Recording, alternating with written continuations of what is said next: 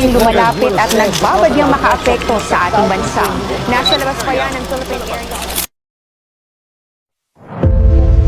Cyclone again before it enters the Philippine area of responsibility. According to Pag-asa, the weather disturbance may reach far at early Thursday. Pag-asa says the LPA is moving south-southwestward at 10 kilometers per hour. It will continue in that direction while gradually intensifying until Friday.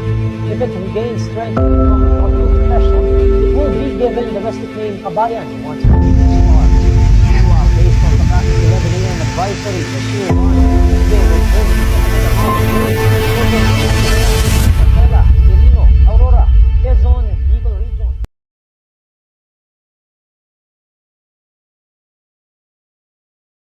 Magandang umaga po. Narito ang balita na aking ihahatid. Paghandaan po ang bagyong Apong na ayon sa Pag-asa ay posibleng lalo pang lumakas bago pa man ang pagtama nito sa lupa. Muling namataan ang sentro ng bagyong Apong sa layo ng 617 km. Silang Surigao, taglay ng aabot sa 95 km per hour. At yung pagbugso naman, 150 km per hour. Kumikilos po yan ng west-northwest sa bilis ng 20 km per hour. At yun lang po ang balita ngayong araw. Manatiling alerto at ligtas. Keep safe, everyone! Before, during, and after typhoon.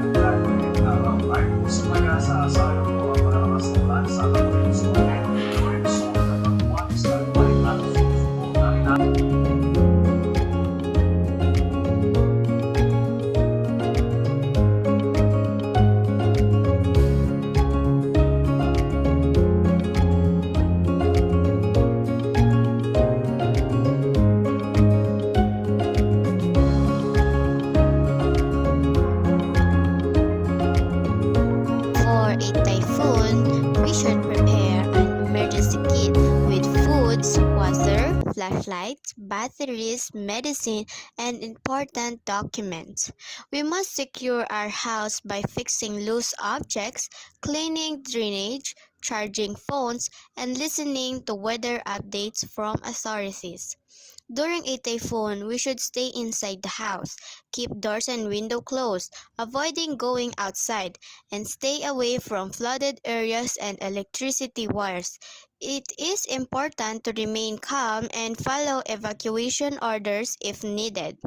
After a typhoon, we should check ourselves and others for injuries, avoid damaged areas, cleaning our surrounding carefully, and report hazard like fallen wires or broken structures.